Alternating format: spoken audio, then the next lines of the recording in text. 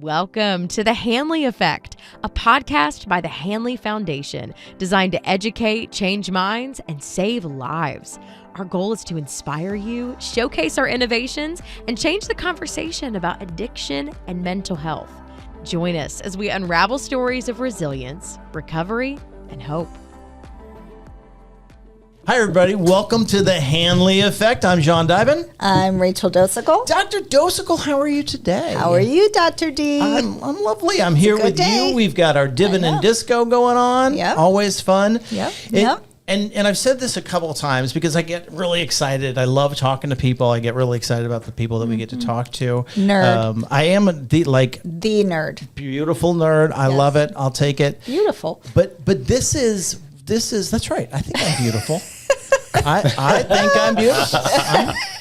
But today is beyond the nerd. It's actually the part of me that's like quasi cool.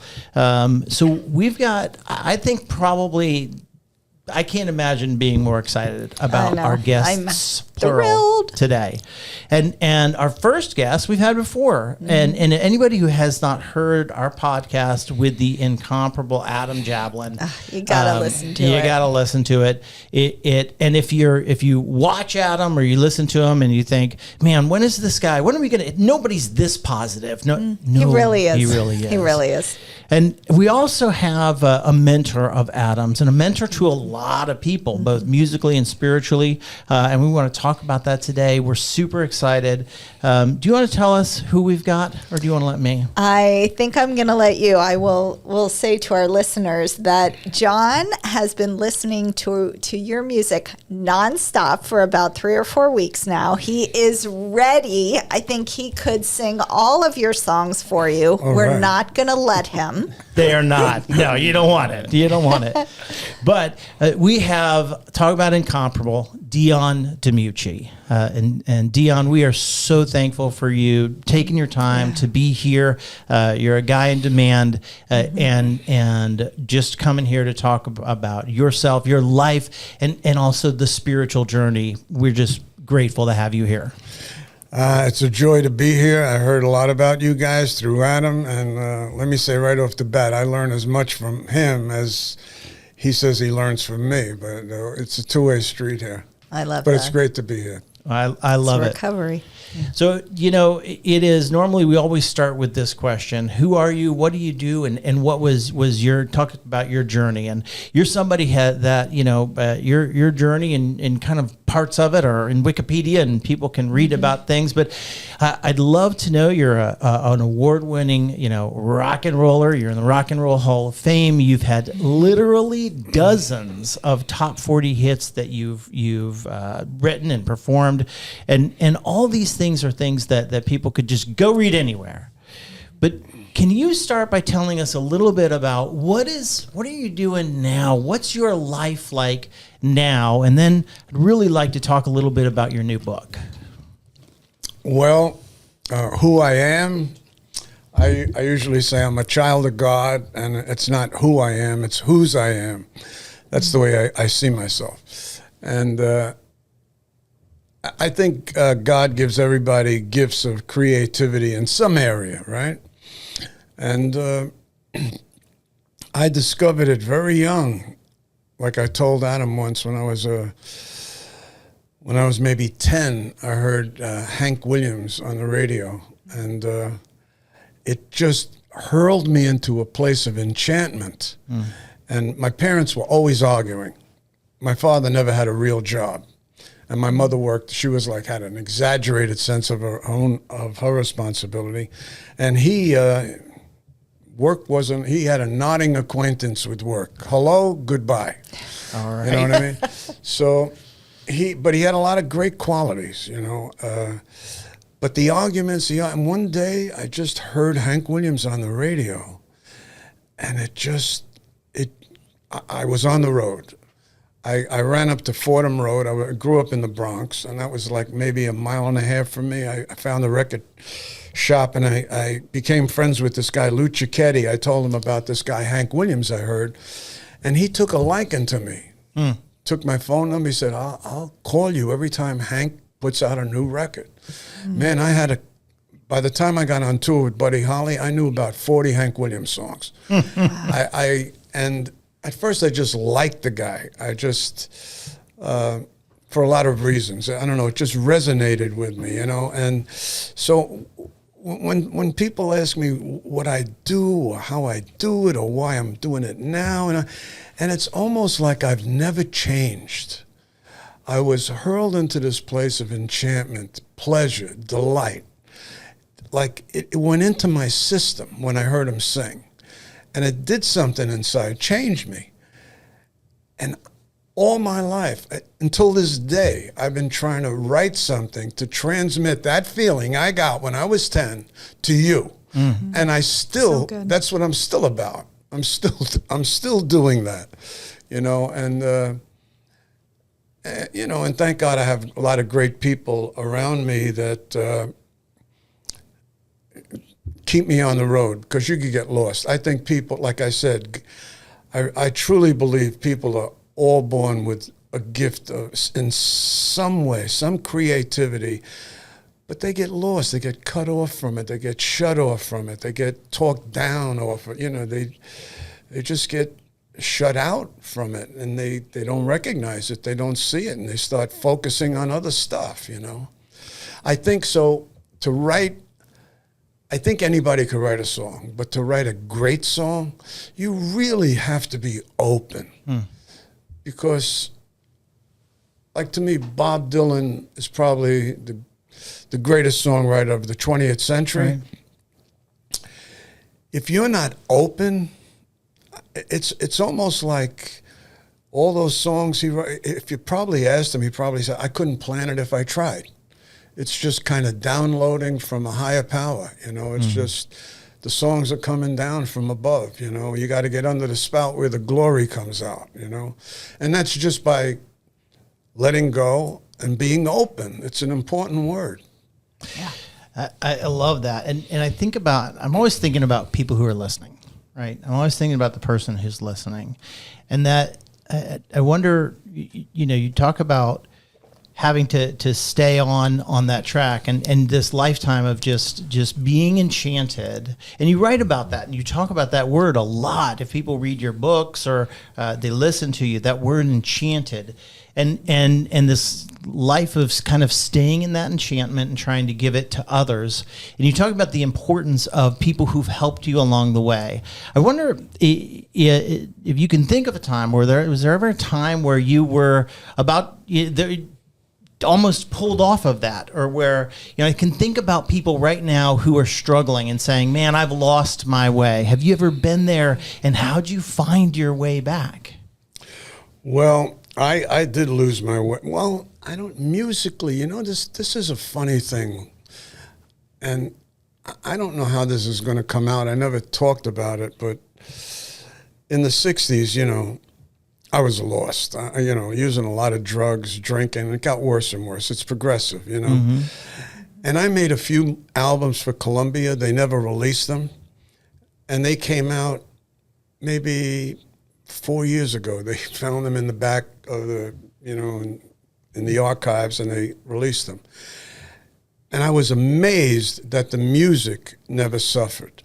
Because to think of those albums, I was thinking, oh, why are they going to release this? I was in such bad shape. My head was like a bowl of mush. I can't imagine what those things are going to sound like.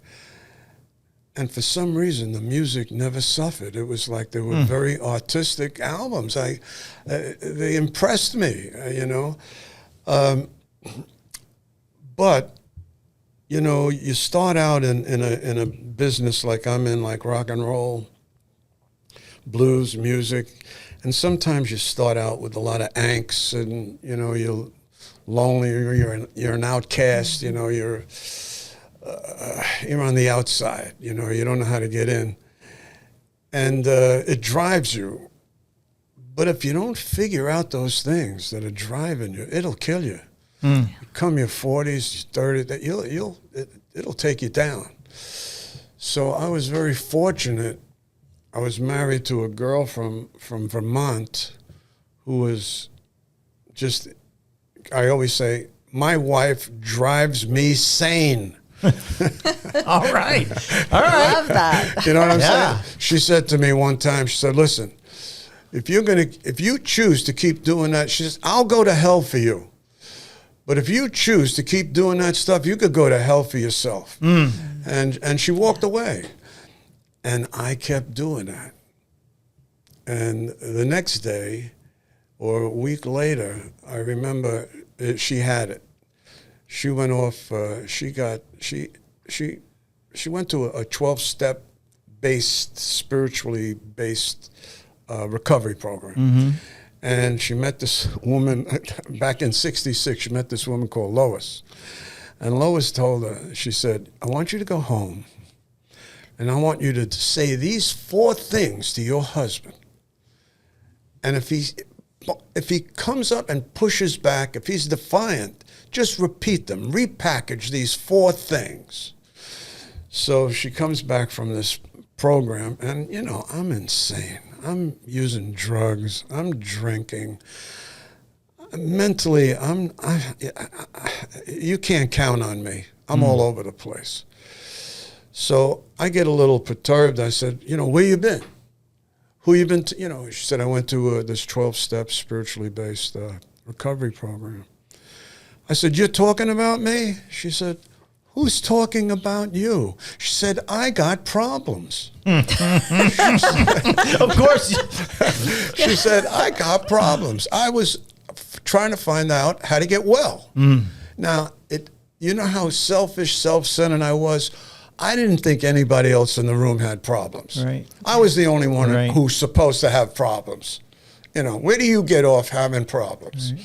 So I raised my voice, and she comes over to me and starts reciting these 4 things that she was told to recite. The first one was, Dion, I love you. Yep.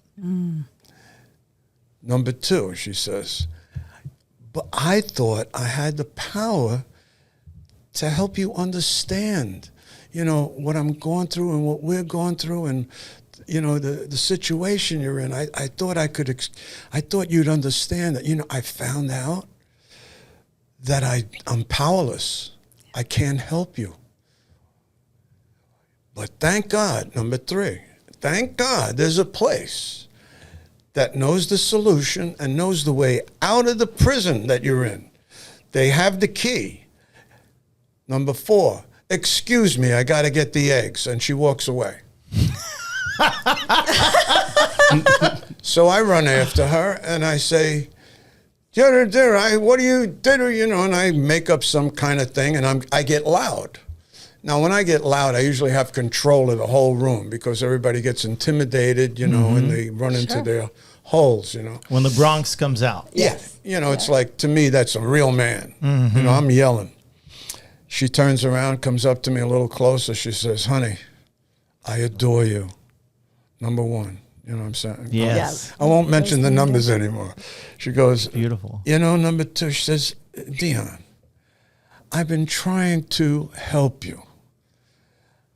I went to this group and I found out that I don't have the power to make you understand. I thought I had the power to make you understand what I was saying.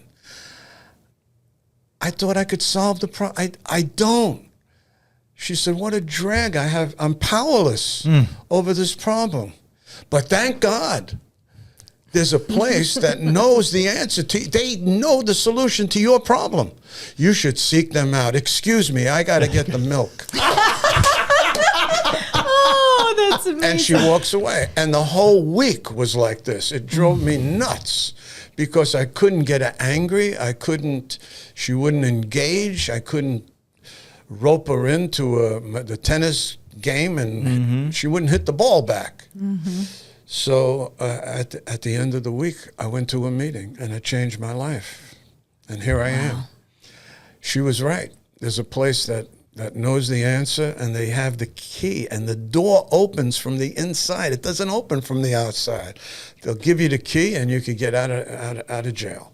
Yeah. So I always say I found a privileged way to live. I love the key opens from the inside. I love that, right. That is that's poetic and beautiful and right.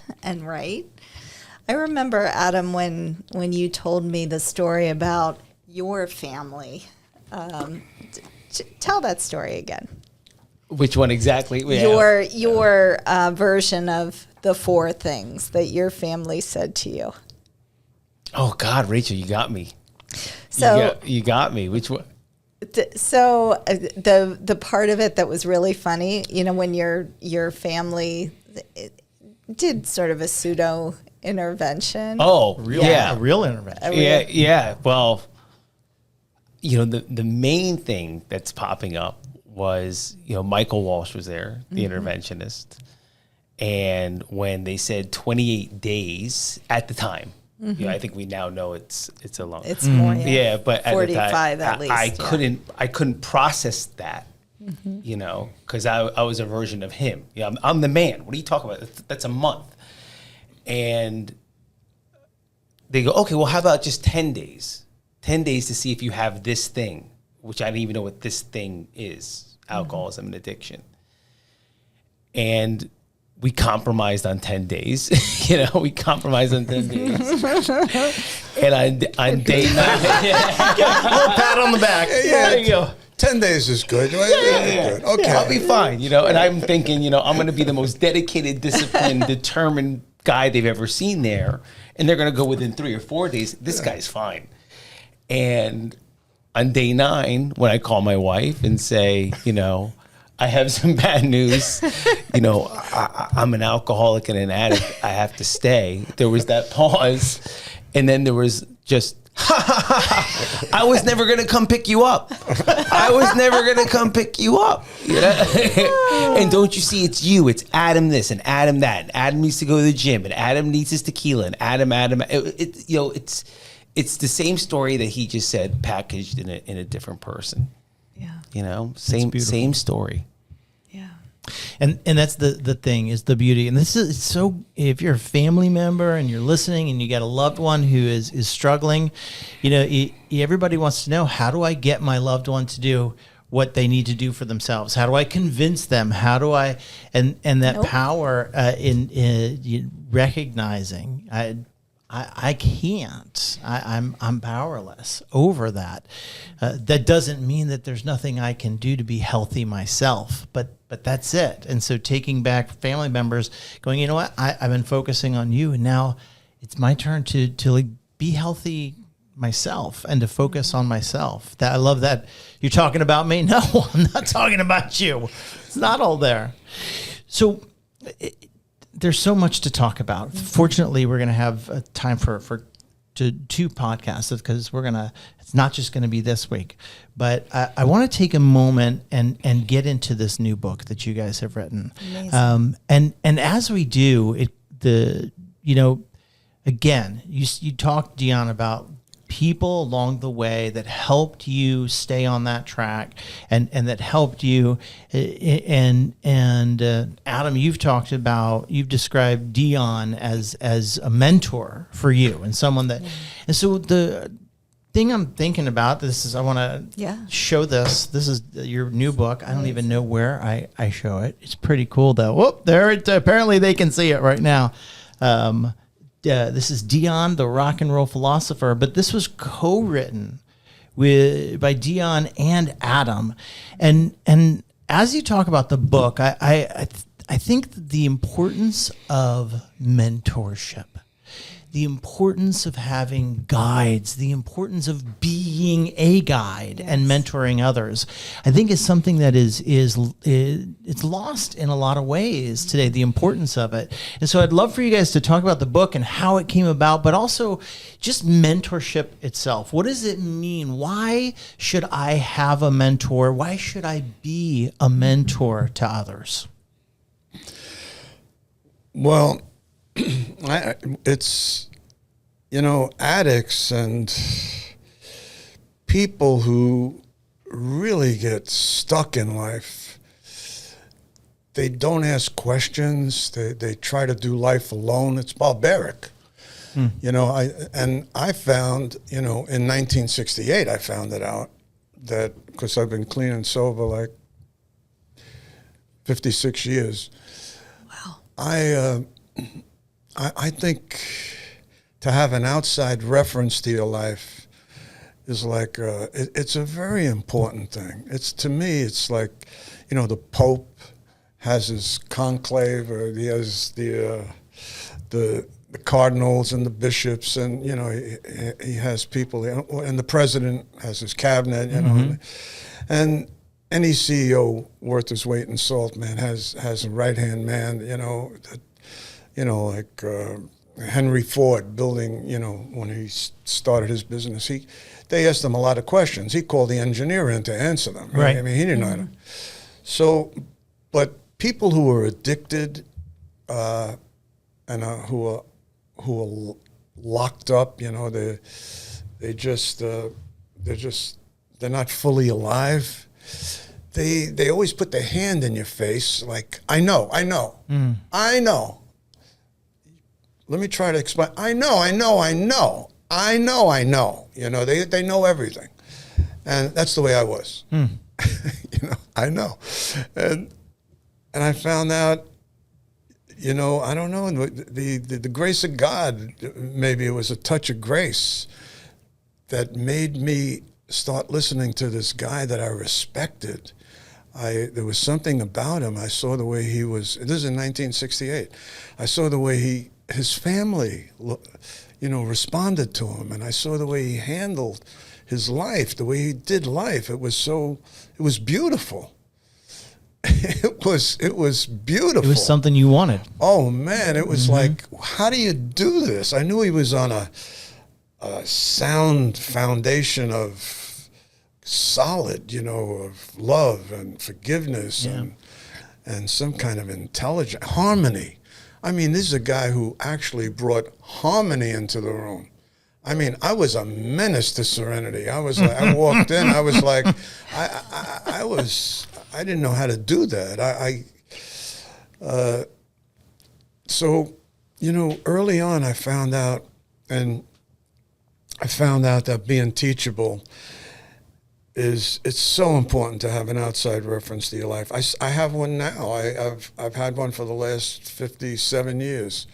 And the reason why I say this is every time I walked in to see call him a mentor or a spiritual guide or just a friend who gives me direction or who hears me out and maybe could help me, I sit down and I explain my problem.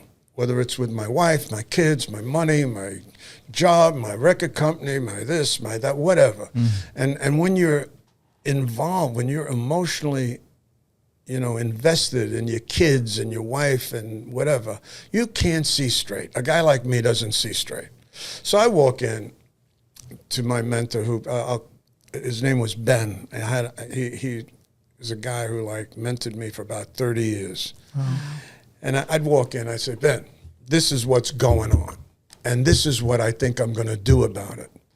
And not once did he ever say, that's a good idea. Not one time. Not one time. Would you believe that?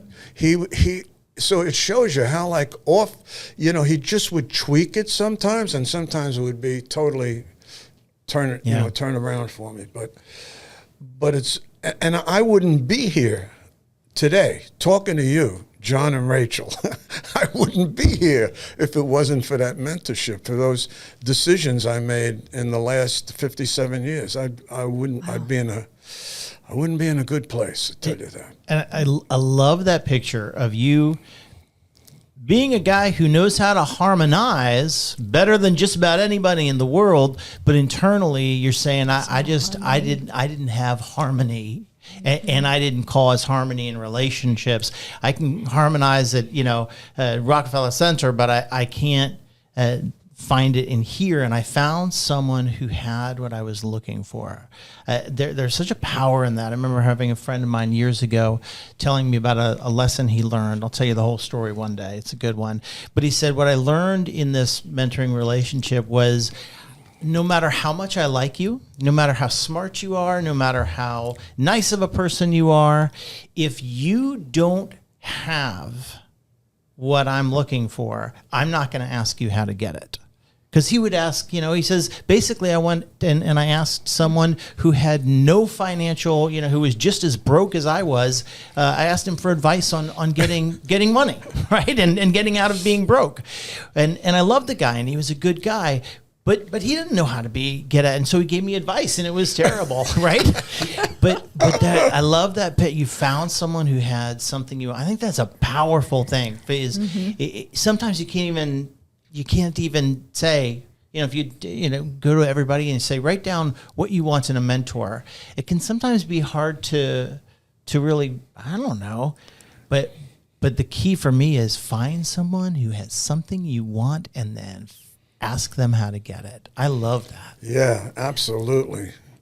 And why then, that's what's in it for the mentee, for the person who's mentored. Why be a mentor? What's the advantage? Why should someone mentor others? Well, I'm passionate about influencing thought. I'm so passionate about it because somebody changed my life, and I have to say this too. Even reading a book is listening to somebody other than yourself. You're being teachable. You're being humble. You're reading something that's outside yourself, and that's changed me. The books you read. Yeah. So, but I'm passionate about it is because my life has been changed to such a high pitch that I know what it was to be where I was. In addiction. It was terrible. It's like.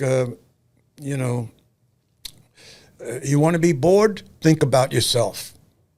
How did the two of you meet? You both have very strong stories of recovery. How did this, we can feel it, this special bond, this special friendship. How did it start? Me? Yeah, you. I'm 10 or 11 years old.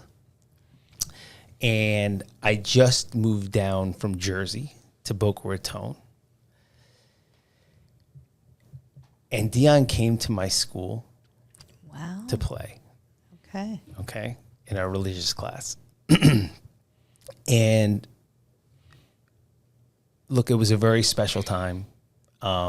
He knows this. I don't even know if he remembers. My dad at the time had when I was growing up, had 3 8-tracks. Right, and he had Johnny Cash's greatest hits. He had Elvis when he wore all black in the comeback special, and he had Dion's greatest hits. And also at that time, because this is around 1986, 1987, there was a revival of the music. There were movies like Stand By Me that came out and La Bamba. So on the radio station, like the regular station, Z100, Y100, wherever you are, they were playing all the hits. And when he came to our school, it was a big deal.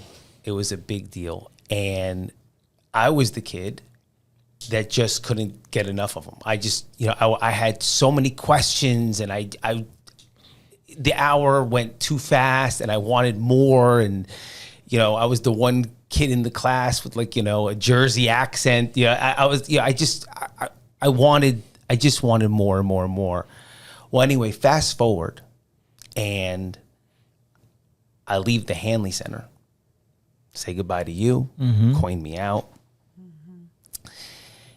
And the first thing I'm instructed to do is go to a meeting. So I go to this meeting on a Monday afternoon. I'm clocked out on a Sunday. And he's there. And I'm really nervous. I'm really brand new to recovery. I don't know anybody. I don't know what this is going to look like.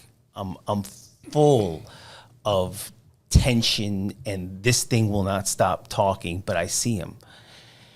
And I just remember the walk like yesterday. I walked through this aisle of men, and I'm like beelining to him. And if you could hear my thoughts, this is inappropriate, Adam. He has no idea who you are. He's going to think you're asking for an autograph. You're going to be escorted out of here. You're not going to get a chance for this recovery thing. Like, but I just kept going. And I said, excuse me, Dion, like, introduced myself, and I told him the memory. And he goes, "You're that kid?" That's crazy. And I'm like Precocious. Yeah. That's all I remember. It's like, and I'm like, yeah. Wow. And how many questions is he going to ask?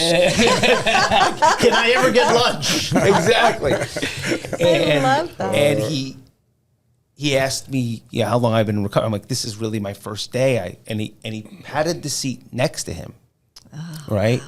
And he said, like, here, take a seat, right? And his mentor was next to him, that gentleman named Ben. And Ben would wear sunglasses and a suit, and he looked like Clint Eastwood, and he bent over to me. He goes, "Adam, buckle up your seatbelt, because this is a hell of a ride." Right. And so good. But that was my first meeting outside of Hanley, and it was different. And men would share very openly, very honestly, very from their heart.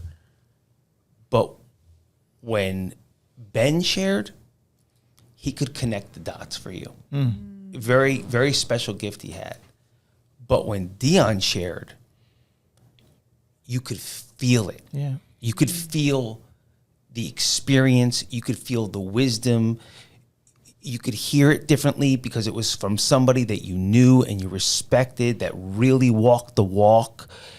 So and that helped me in the beginning, because Ben could teach you to go from A to B and B to C, but sure. Dion could show you how to actually live it. And that was it. From that day on, I kept asking him questions. And then here we are, 18 years later. Yeah, we do learn from each other, but I learned a lot from Ben. But that was Sister Immaculata who got me to come to St. Joan of Arc School to do that concert. It's unbelievable. I was talking to her at church one day, and I was talking about just how God touched my life. She said, "Would you come do a concert for us?" Next thing I know, I was at the school singing for the kids. She was on fire. She was some woman, But Ben, he taught me a lot. One of the things he taught me was he was a very bright guy. He got a scholarship to Princeton. But, he grew up, his father was an alcoholic, died on the streets. He never showed up for anything. So he grew up like broke, with his mother trying to raise him, in a small town. And he had it rough. But he was smart. And he said, like, I found, everybody has these insecurities. You want to overcompensate for them sometimes, And he come into the meeting, and when he talked, it was like E.F. Hutton, everybody shut up. Mm-hmm. He could put words together like, it was we call him the wordsmith. But he said one time, he said, Dion, he said, I found out I was bright, I was smart, and I wanted you to know that. I wanted everybody to know that. And I needed you to know that. And that, when he said that, the lights went off in my head. I said, man, if you could find the thing that you're doing, because I was like that. I've been trying to impress people all my life. You know what I mean? Yeah. God forbid they should say anything bad about me, because when I grew up, everybody was putting my father down. He never worked, all my uncles. And so I'm like, they're not going to treat me like that.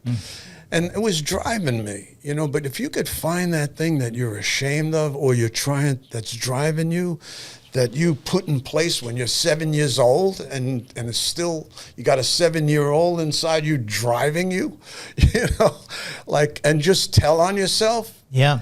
It frees you. You're free. It doesn't, like, to impress people, it's not that important anymore. I mean, listen, it's still a part of me. Right. In fact, I asked this clinical psychiatrist up at the gym, I said, I was talking to him, I said, I've been trying to impress people all my life. I said, but what is it? I wrote 40 of the best songs I've written in the last 5 years. I said, is that wrong if I want to write a great song? And he looked at me, he said, would you write that song if nobody ever heard it?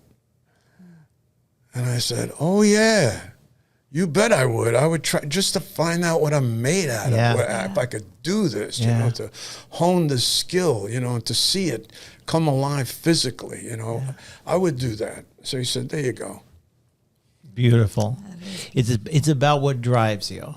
And I think I agree. There's such a power in just being intentional and thinking about what's really driving me. Because is writing a song wrong? Right. Of course not. You were built for it. But it depends on what's driving me. Is it the need to be in that magic that I've been in all those times, or is it the need to impress you? The same behavior, what drives me, can be healthy or unhealthy. Well, so we have, fortunately, Adam and Dion have agreed to come back and do a part 2 with us. So lucky. Thank goodness, because we haven't really even touched on this book that has so many cool things in it. By the way, including favorite books and favorite songs. And now I understand why. I'm like, who puts a list of their favorite books in a book? I thought that was really interesting, but we'll talk more about it because now I really understand it a little bit more. So we're going to have you guys back for part 2. And for everybody who's listening, I want to thank you. Thank you, Dr. Dosical. Thank you, Dr. Diamond. And thanks everybody for listening. And we'll see you next time on the Hanley Effect. Bye, everyone. Thank you for joining us for the Hanley Effect. To learn more about our programs, visit hanleyfoundation.org or call 844-502-4673.